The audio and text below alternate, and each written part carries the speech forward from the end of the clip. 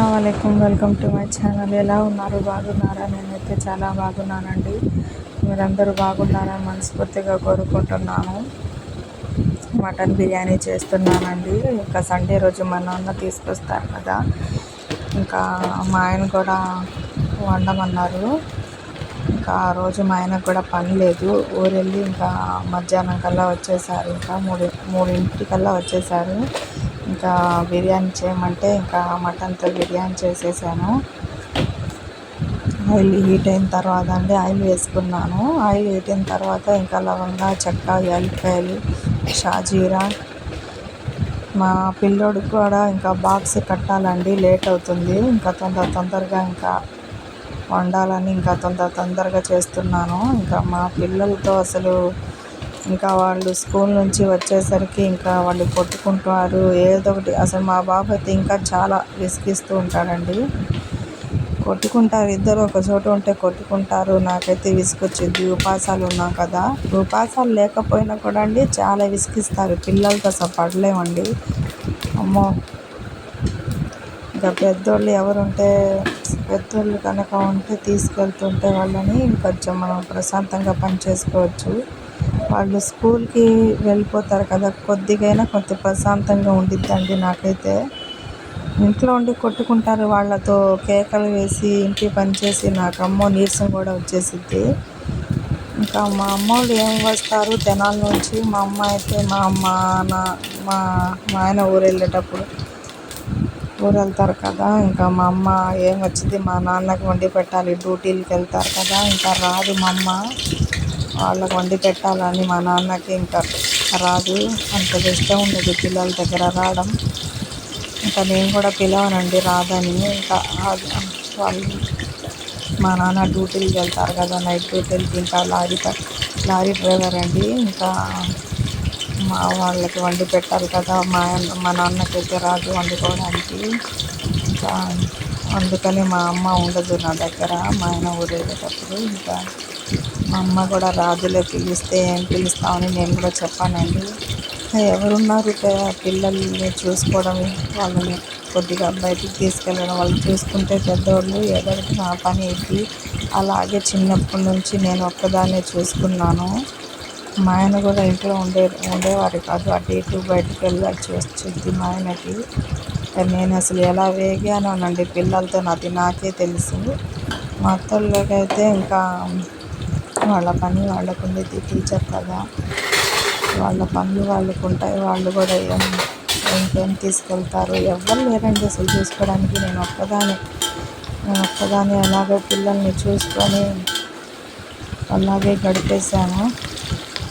ఇంకా కన్నిన తర్వాత ఇంకా మాకు తప్పదు కదా, ఎవరు లేకపోయినా చూసుకోవాలి, ఎవరున్నా లేకపోయినా ఇంకా మాకు తప్పదు కదా. అలాగే చూసుకొని ఇంతదాకా పెద్దోళ్ళు చేశాను నేను. మా బాబుకి 5వ సంవత్సరం, మా పాపకేమో 4వ సంవత్సరం. 4-5 సంవత్సరాలు వచ్చిన తర్వాత ఇంకా అలాగే దాటుకొచ్చాను. అల్లం వెల్లుల్లి పేస్ట్ వేస్తున్నానండి. ఇది వేగిన తర్వాత ఉల్లిపాయలు గోల్డెన్ కలర్లో రావాలి.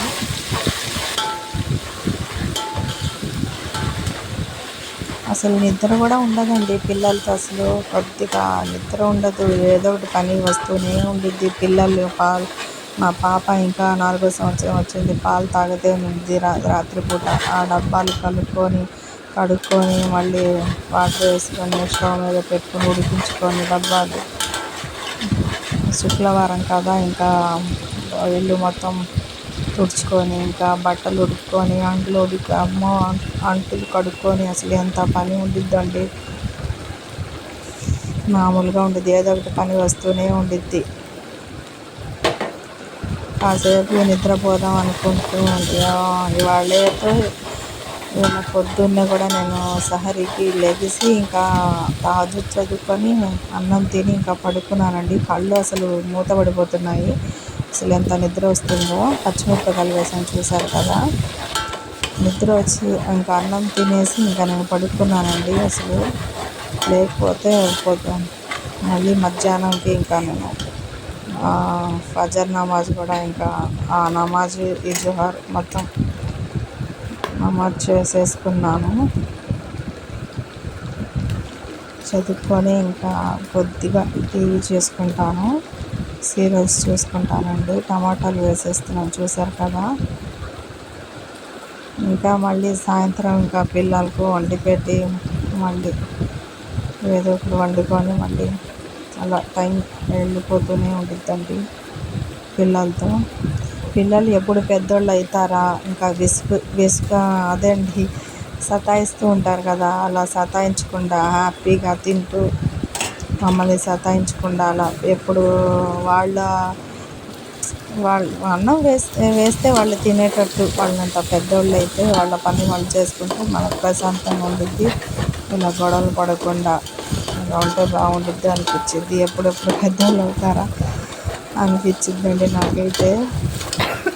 ఒకసారి ఏడుపు వచ్చింది, ఏంటి పిల్లలతో అసలు అమ్మో అనుకుంటాను. ఇంకా తప్పదు కదా, పెరిగేస్తున్నానండి. పెరుగు, ఉప్పు, కొద్దిగా కారం 2 టేబుల్ స్పూన్ మొత్తం వేసేసుకోవాలండి.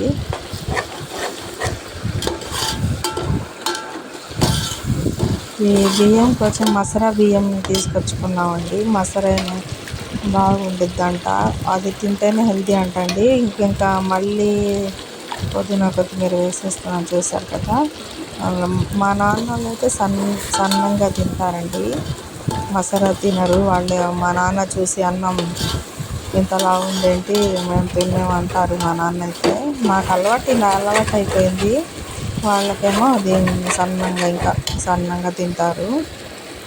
ఇది తెనాల్లో ఈ బిర్యానీ చేసుకున్నాము. మళ్ళీ సాయంత్రం మళ్ళీ దావత్ ఉంటే వెళ్ళామండి. ఉపాసాల వాళ్ళకి దావత్ ఇచ్చారు. మళ్ళీ అక్కడికి వెళ్ళి పిల్లలు తినరు కదా, వెళ్తే వాళ్ళు తినరు. ఇంటికి వచ్చి ఇది వండాను కదా ఇంట్లో, వాళ్ళకి ఇది తినిపించేసాను. నేను మా ఆయన దావత్కి వెళ్ళాం కదా, అక్కడ తినేసి వచ్చుకున్నాము. మళ్ళీ సెకండ్ డే ఏమో తెనాలి వెళ్ళాల్సి వచ్చింది. ఇంకా ఈ అన్నం మిగిలితే అన్నం తీసుకెళ్తే ఇంకా మా నాన్నోళ్ళు ఏంటి ఇంత అలా ఉంది అన్నారు. 2 టేబుల్ స్పూన్ కారం వేస్తున్నాను.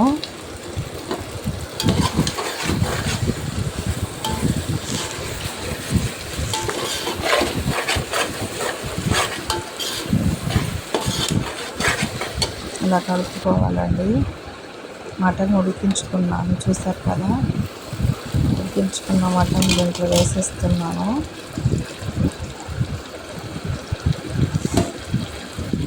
ఒక గ్లాస్ బియ్యంకి 1.5 గ్లాస్ నీళ్ళు వేసుకోవాలండి. అలా నేను 3 గ్లాసులు తీసుకున్నాను రైసు. 4.5 అలా వేసుకున్నాను నేను వాటరు. 4.5 గ్లాస్ వేసుకున్నానండి.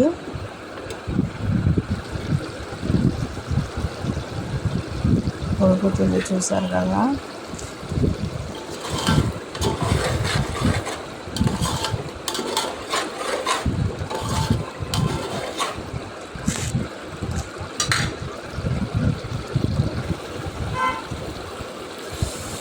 వాటర్ వేసేసుకున్నాము.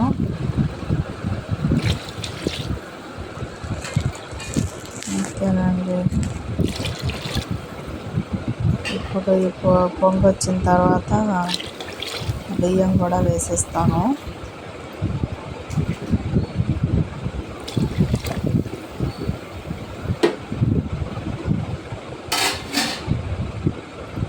బియ్యం కూడా కడిగి పెట్టేసుకున్నాను చూసారు కదా, పొంగొస్తుంది. ఇంకా వాటర్ ముంచేసాను. ఇంకా బియ్యం ఏమో దీంట్లో వేసేస్తున్నాను.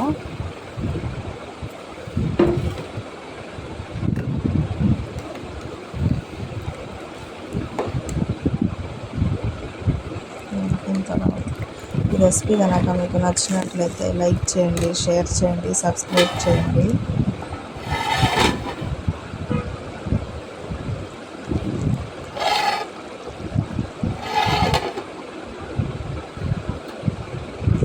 చూసారు కదా, అయిపోయింది. ఇంతేనండి. Okay, bye.